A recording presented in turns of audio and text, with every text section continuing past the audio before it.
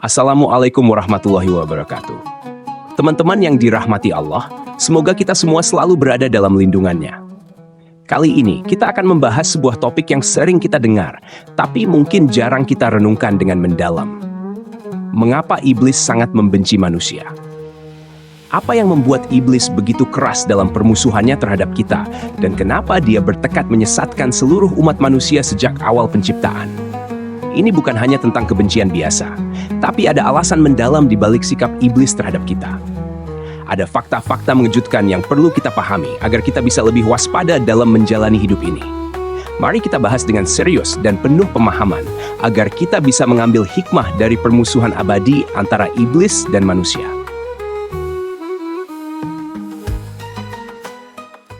Bismillahirrahmanirrahim.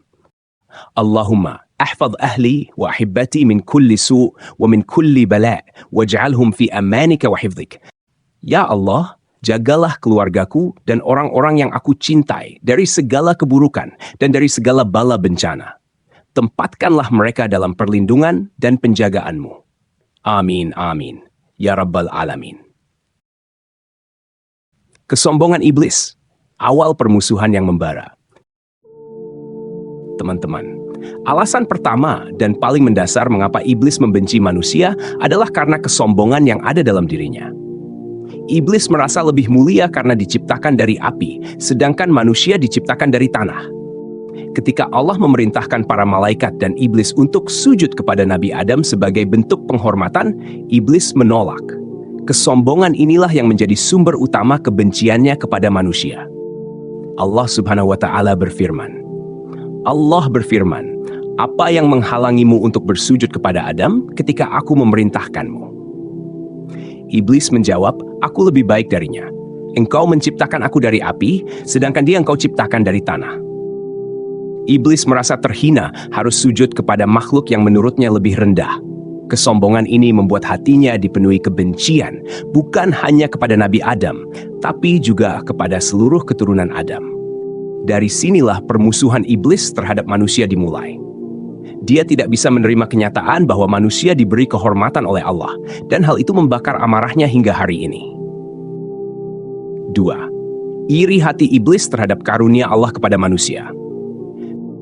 Fakta mengejutkan berikutnya adalah bahwa iblis merasa iri dengan karunia yang Allah berikan kepada manusia. Ketika Allah menciptakan manusia, Allah memberikan keistimewaan kepada kita yang tidak dimiliki oleh makhluk lain, termasuk iblis. Salah satunya adalah bahwa manusia diberi akal, ruh, dan kemampuan untuk memilih antara kebaikan dan keburukan. Dalam surah Al-Baqarah, Allah menyebutkan bagaimana para malaikat bahkan bertanya-tanya mengapa Allah menciptakan manusia yang memiliki potensi untuk berbuat kerusakan di bumi. Ingatlah ketika Tuhanmu berfirman kepada para malaikat, sesungguhnya aku hendak menjadikan seorang khalifah di muka bumi. Mereka berkata, mengapa engkau hendak menjadikan khalifah di bumi orang yang akan membuat kerusakan padanya dan menumpahkan darah, padahal kami senantiasa bertasbih memujimu dan menyucikan namamu? Tuhan berfirman, sesungguhnya aku mengetahui apa yang tidak kamu ketahui. Iblis iri karena Allah memberikan posisi yang sangat mulia kepada manusia sebagai khalifah di bumi. Manusia diberi kehormatan untuk memakmurkan bumi, sementara iblis merasa dirinya lebih pantas mendapatkan keistimewaan itu. Rasa iri ini memicu kebenciannya yang mendalam dan menjadi alasan mengapa dia terus berusaha menggoda dan menyesatkan manusia. Penolakan iblis untuk bertaubat membawa dendam abadi. Fakta ketiga adalah bahwa iblis sebenarnya punya kesempatan untuk bertaubat, tapi dia menolak. Ketika iblis menolak sujud kepada Adam, Allah memberikan hukuman kepadanya. Namun, dalam beberapa riwayat disebutkan bahwa iblis bisa saja bertaubat jika dia mau.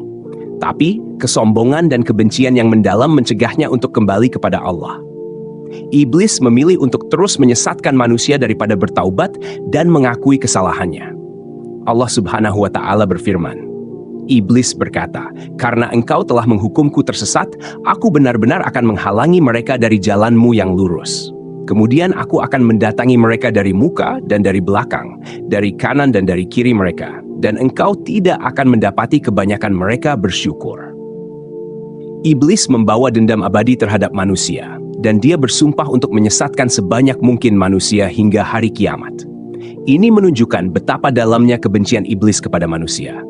Bukan karena kita secara pribadi, tapi karena posisinya yang terusir dari rahmat Allah dan ketidakmampuannya untuk bertaubat. Iblis tahu potensi besar manusia untuk mendekat kepada Allah. Fakta yang sering kita lupakan adalah bahwa iblis tahu betul potensi besar yang dimiliki manusia.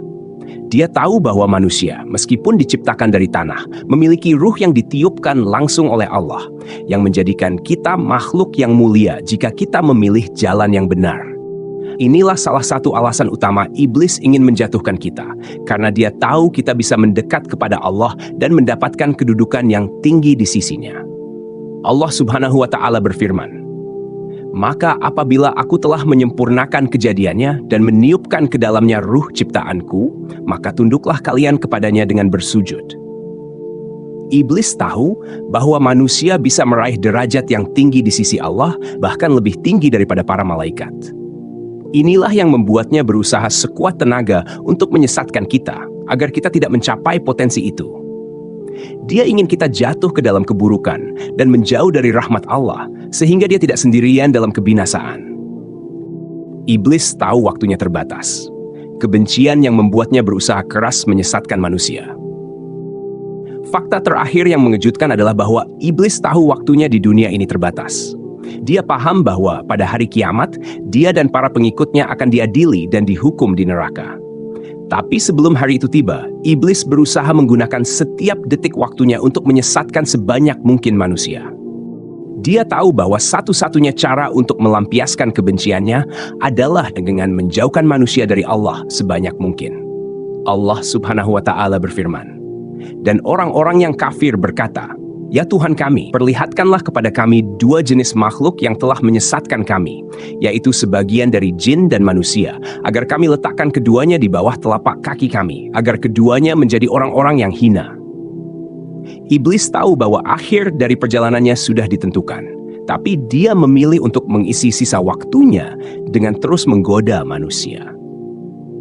Kebencian yang mendalam terhadap manusia dan pengetahuannya bahwa waktunya terbatas membuat iblis berusaha semakin keras setiap harinya. Waspadai kebencian iblis dan lindungi diri dengan iman. Teman-teman yang dirahmati Allah, permusuhan iblis terhadap manusia bukanlah sekadar kebencian biasa.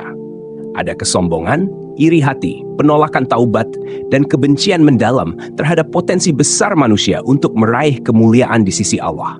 Iblis akan terus berusaha menyesatkan kita, karena dia tahu bahwa kita punya kesempatan untuk mendapatkan rahmat Allah yang dia tidak miliki. Maka, bagaimana kita bisa melawan godaan iblis? Dengan memperkuat iman, dengan tetap berada di jalan Allah, dan dengan selalu mengingat tujuan kita diciptakan sebagai khalifah di bumi. Jangan biarkan iblis menjauhkan kita dari Allah, karena itulah satu-satunya cara dia bisa menang. Semoga kajian ini bisa menjadi pengingat bagi kita semua untuk selalu waspada terhadap godaan iblis dan memperkuat diri dengan ketaatan kepada Allah. Terima kasih sudah menyimak sampai akhir. Wassalamualaikum warahmatullahi wabarakatuh.